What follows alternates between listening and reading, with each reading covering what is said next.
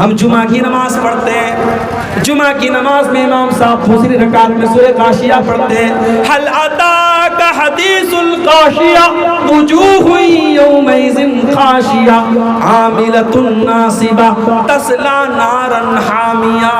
او لوگو، قیامت کے دن کچھ لوگ آئیں گے عاملۃ ناصبہ، جو عمل کر کر کے تھک گئے ہوں گے، بہت عمل کیا ہوگا، بہت نماز پڑھی ہوگی، بہت روزہ رکھا ہوگا، عاملۃ ناصبہ، عمل کر کر کے وہ تھک چکے ہوں گے، تصلی نارا حامیہ، لیکن وہ بھڑکتی ہوئی جہنم کی آگ میں ڈالے جائیں گے۔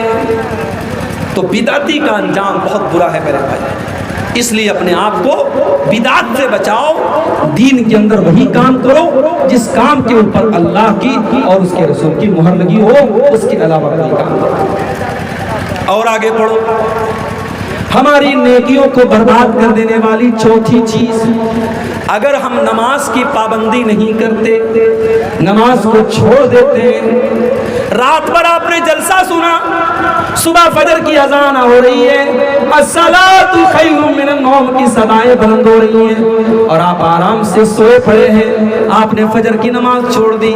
یاد رکھو میرے بھائی، نماز کا چھوڑنا بھی یہ بہت بڑا گناہ ہے، اور اس سے بھی ہماری نیکیاں برباد ہو جائیں گی۔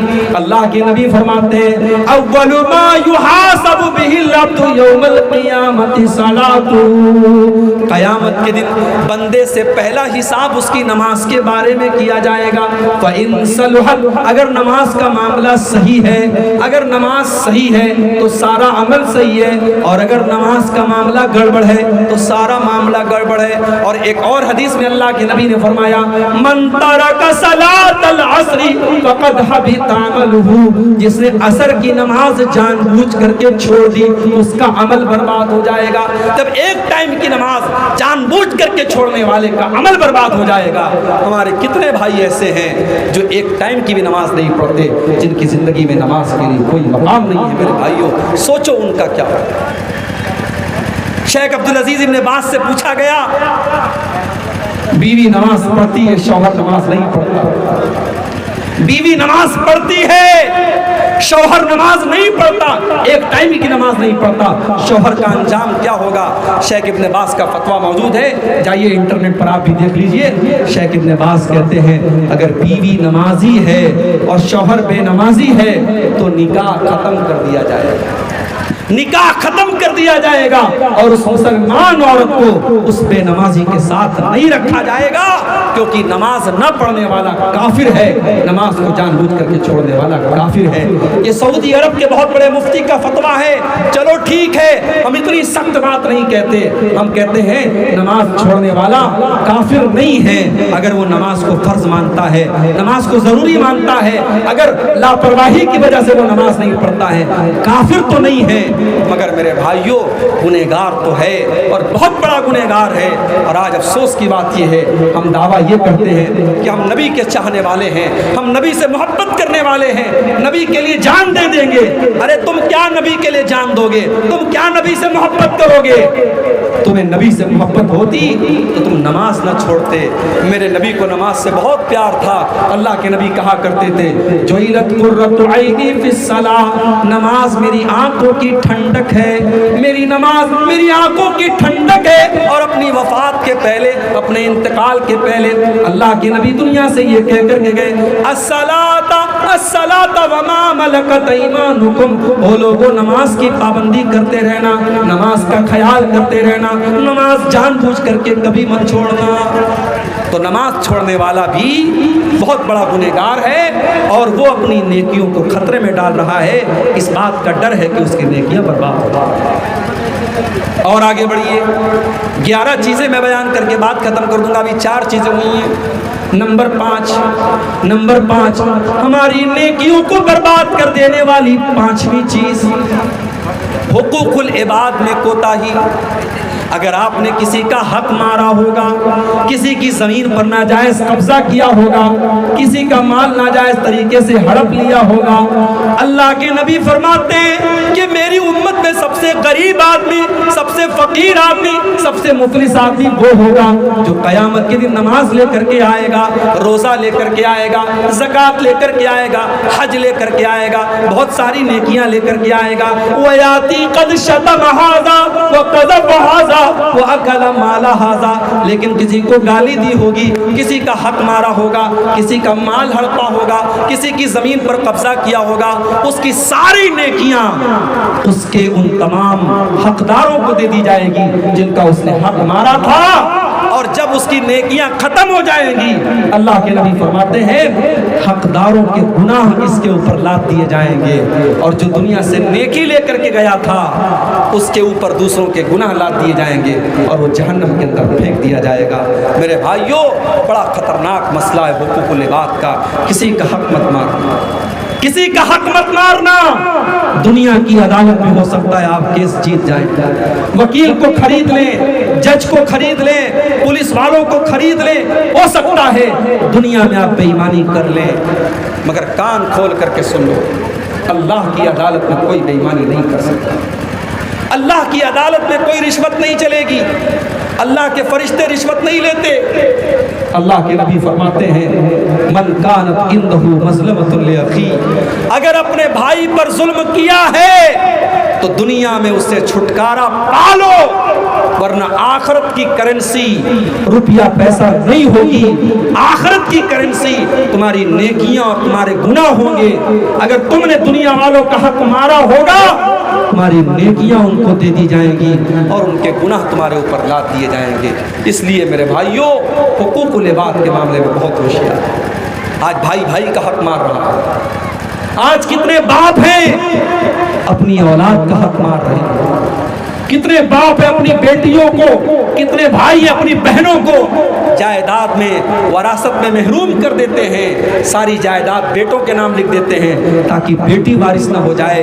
کتنے بھائی ہیں اپنی بہنوں کا حصہ اور حق کھا جاتے ہیں۔ میرے بھائیوں، یاد رکھو حقوق العباد کا معاملہ بہت خطرناک ہے۔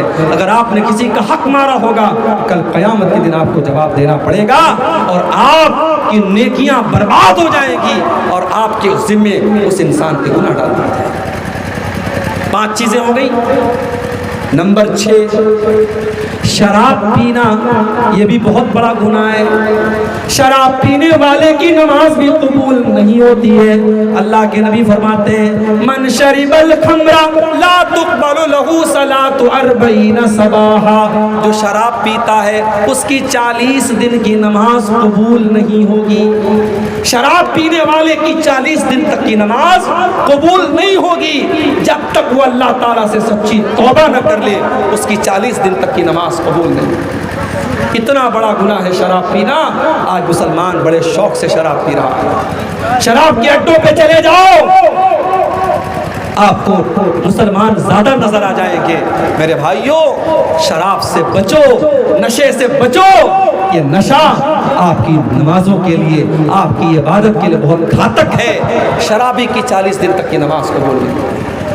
اور جب انسان شراب پیتا ہے، جب نشے کی حالت میں ہوتا ہے، وہ اپنی ماں کو ماں نہیں سمجھتا، اپنی بہن کو بہن نہیں سمجھتا، وہ اپنی ماں کے ساتھ کیا کر دے، بہن کے ساتھ کیا کر دے، کوئی گارنٹی نہیں ہے۔ اسی لیے حضرت عثمان غنی کہتے ہیں کہ الخمر ام الخبائث، شراب تمام گندگیوں کی جڑ ہے، تمام برائیوں کی ماں ہے، اس لیے شراب سے تو یہ چھٹی چیز ہے کہ ہم شراب سے بچیں۔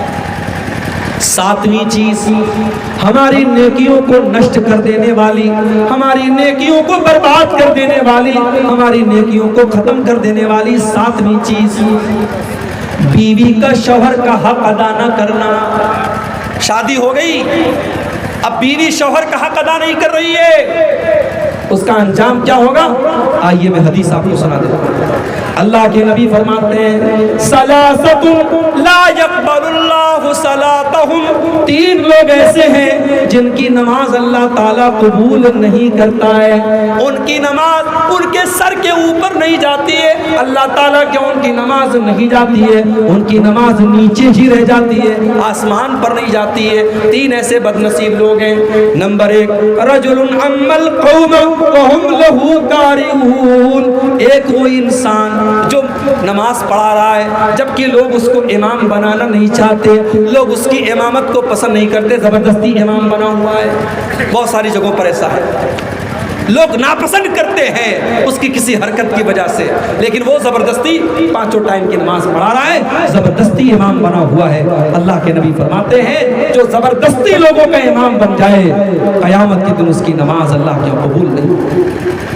نمبر دو، وَرَجُلٌ صَلَّى عَلَى جَنَازَةٍ وَلَمْ يُؤْمَرْ، جو کسی کی جنازے کی نماز پڑھا دے جبکہ اس سے کہا نہیں گیا تھا، کسی اور سے کہا گیا تھا، یہ زبردستی آگے بڑھ کر کے جنازہ پڑھا رہا ہے۔ جنازے کی نماز بغیر اجازت پڑھانے والا، اس کے لیے بھی اللہ کے نبی فرماتے ہیں اس کی نماز اللہ تعالیٰ کے قبول نہیں۔ اور نمبر تین، وَامْرَاتٌ دَعَاهَا زَوْجُهَا، اور وہ عورت جس کا شوہر اس کو بستر پر بلا رہا ہے، جس کا شوہر اپنا حق ادا کرنے کے لیے اس کو بلا رہا ہے، فَأَبَتْ، اور وہ انکار کر رہی ہے۔ یہ بہت بڑی بات ہے۔ بیوی کا حق ہے کہ وہ شوہر کی بات مانے، اور شوہر کا حق ہے کہ وہ بیوی کا حق ادا کرے۔ اگر بیوی شوہر کا حق ادا نہیں کرتی ہے، نماز پڑھتی رہے، روزہ رکھتی رہے، حج کرتی رہے، اللہ تعالیٰ کیا وہ جنتی نہیں بن سکتی جب تک وہ شوہر کا حق ادا نہ کرے۔ اسی لیے جب ایک عورت اللہ کے نبی کے پاس آتی ہے، اللہ کے نبی پوچھتے ہیں ازاد زوج انتی، کیا تم شادی شدہ ہو؟ ہاں اللہ کے نبی میں شادی شدہ ہوں۔ آپ نے فرمایا کہ تم اپنے شوہر کے ساتھ کیسا سلوک کرتی ہو؟ کہتی ہے اللہ کے نبی میں اپنے شوہر کے ساتھ بہت اچھا سلوک کرتی ہوں، میں خوش رکھتی ہوں اس کو۔ آپ نے فرمایا کان کھول کر کے سن لو، انما ہوا جنتک و نارک، تمہارا شوہر تمہاری جنت ہے اور تمہارا شوہر تمہاری جہنم بھی ہے۔ تم اسے خوش رکھو گی، اس کی خدمت کرو گی، اس کی اطاعت کرو گی تو جنت میں جاؤ گی، اور شوہر کا حق ادا نہیں کرو گی، شوہر کو ناراض کرو گی، شوہر کی فرما برداری نہیں کرو گی تو وہی شوہر تمہارے لیے جہنم بن جائے گا۔ آج بہت ساری عورتیں ہیں جلسے میں جاتی ہیں، تقریر سنتی ہیں رات دن، مگر شوہر سے ڈھنگ سے بات نہیں کرتی ہیں، شوہر سے سیدھے وہ بات نہیں کرتی ہیں۔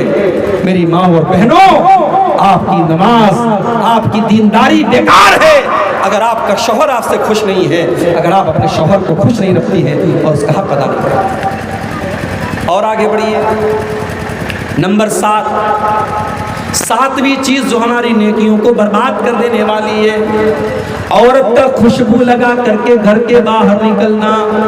اللہ کے نبی فرماتے لا يقبل اللہ صلاۃ امرأۃ تتطیب لہذا المسجد، جو عورت مسجد میں خوشبو لگا کر کے آتی ہے، بڑے غور سے سننا میرے بھائیوں، میری ماں بہنوں، اگر پنڈال کے اندر آپ میری باتوں کو سن رہی ہیں تو آپ بھی غور سے سننا، جو عورت مسجد میں نماز پڑھنے کے لیے آ رہی ہے، اللہ کے نبی اس کے بارے میں فرما رہے ہیں جو عورت خوشبو لگا کر کے آتی ہے مسجد میں نماز پڑھنے کے لیے، اس کی نماز اللہ تعالیٰ قبول نہیں کرے گا۔ حتی ترجیہ فتغتسل غسلہا للجنابہ، جب تک کہ وہ گھر جا کر کے غسل نہ کر لے۔ کون سا غسل؟ جو غسل جنابت ہوتا ہے، جب عورت ناپاک ہو جاتی ہے، ناپاک ہونے کے بعد جو وہ غسل کرتی ہے، سر سے پیر تک نہاتی ہے، جب تک وہ غسل نہیں کر لے گی خوشبو لگانے والی عورت، تب تک اس کی نماز اللہ تعالیٰ قبول نہیں کرے گا۔ جب نماز کے لیے آنے والی عورت خوشبو نہیں لگا سکتی تو جلسے کے لیے آنے والی عورت خوشبو کیسے لگا؟ عقیقہ اور شادی کی دعوت میں جانے والی عورت دنیا بھر کے پرفیوم اور خوشبو لگا کر کے کیوں جا رہی ہے؟ اگر نماز کے لیے آنا حرام ہے میرے بھائیوں تو جلسے میں بھی خوشبو لگا کر کے آنا حرام ہے۔ مجھے افسوس ہوتا ہے آپ کے علاقے میں، مجھے لوگوں نے بتایا کہ کہیں پر جلسہ ہوا تھا، بہت بڑا جلسہ ہوا تھا، لاکھوں کا خرچ ہوا تھا، مگر جلسے میں مانوس چھلونا آدمی نہیں تھے۔ میں نے پوچھا کیوں نہیں تھے؟ بولے عورتیں نہیں آئی تھی۔ عورتوں کا انتظام نہیں تھا تو مرد حضرات نہیں آئے.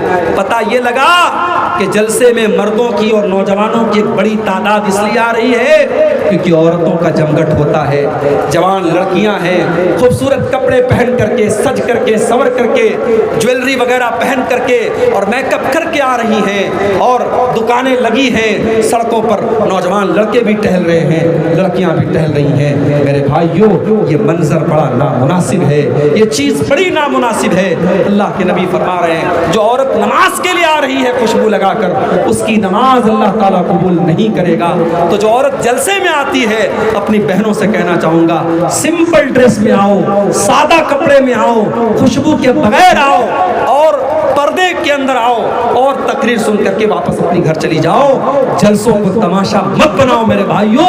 جلسوں, آج کتنے جلسے ہیں مجھے لوگ بتاتے ہیں مولوی صاحب آج جلسے میں ایک لڑکا لڑکی پکڑے گئے, آج جلسے میں ایک لڑکا لڑکی رنگ رلیاں کرتے ہوئے اور آپس میں ایک دوسرے سے ملتے ہوئے پکڑے گئے. مجھے یہ خبریں سن کر کے اللہ کی قسم بڑا افسوس ہوتا ہے. یہ جلسہ ہے میرے بھائی, یہ دین کا پروگرام ہے, اور آج آپ کے سیمانچل میں ان جلسوں کی کیا شکل بنا دی گئی. ہمیں اس پر بھی غور کرنا چاہیے, ہمیں اپنے جلسوں کی بھی اصلاح کرنی چاہیے.